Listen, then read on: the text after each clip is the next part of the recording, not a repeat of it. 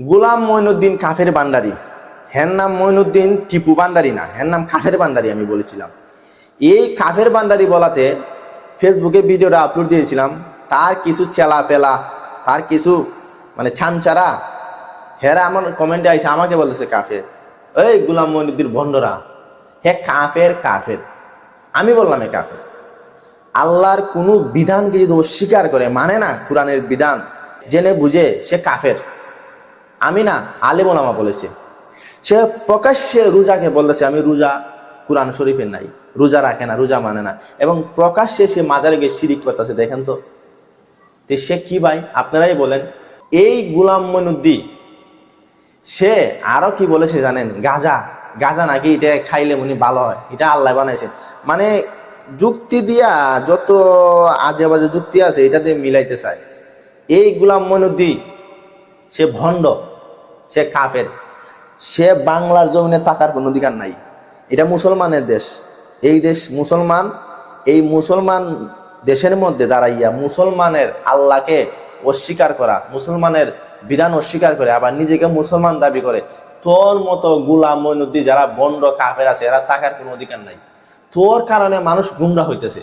এই যে ওর কমেন্টে, আমার কমেন্টে আইসা ওর চেলা পেলারা আমারে কমেন্ট করে, হেরা কার কারণে বন্ধ হয়েছে? ওর কারণে হয়েছে, ওই মঈনুদ্দিন কারণে হয়েছে। আমি বলতে চাই এই মঈনুদ্দিন কাফের ভান্ডারীকে আপনারা যেখানেই পান ওর পাশার মধ্যে ইচ্ছা মতো বাড়ি দিবেন।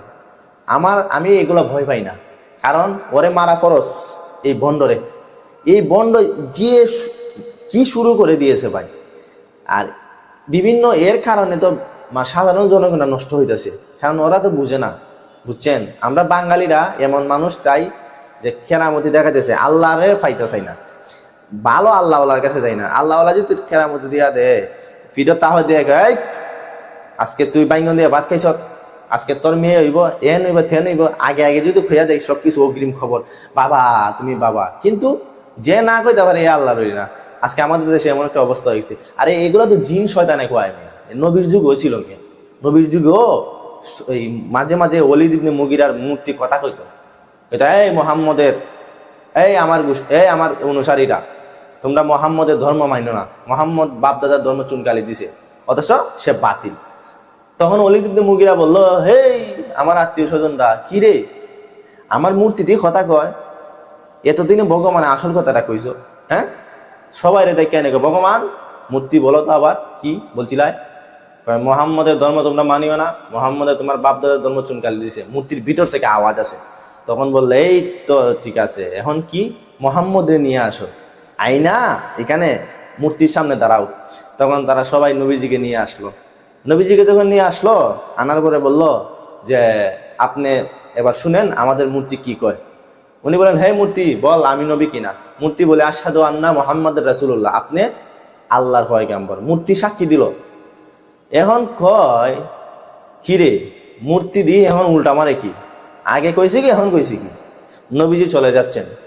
চলে যাওয়ার পরে রাস্তার মধ্যে একটা লোক ডাক দিল, ইয়া রাসূলুল্লাহ আপনি দাঁড়ান, বেয়াদবি মাফ করবেন, আমি কোনো মানুষ নয়, আমি জিন্নাত।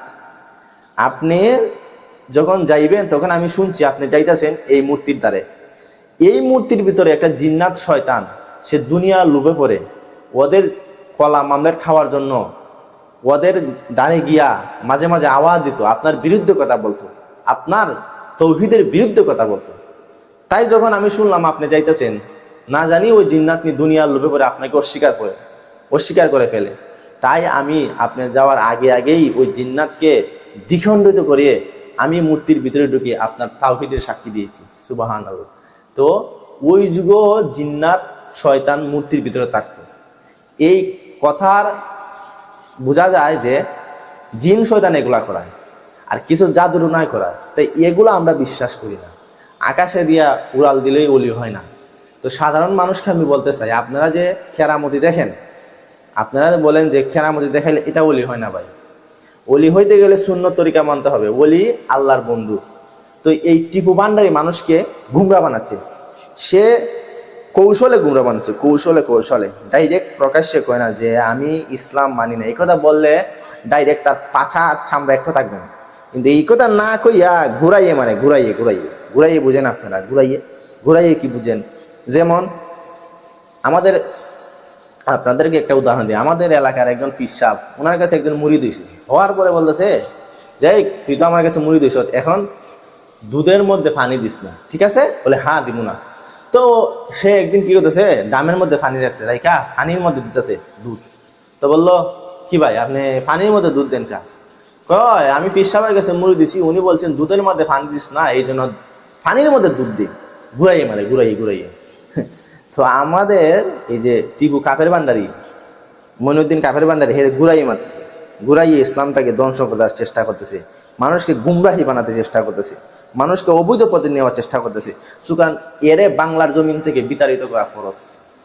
এরে যেখানেই পান আপনারা এরে ফাঁসার মধ্যে বাড়ি দিবেন, আর এর অনুসারীরা যদি বুঝছেও না বুঝে এদেরকে ফাঁসার মধ্যে বাড়ি দিবেন। ধন্যবাদ সবাইকে।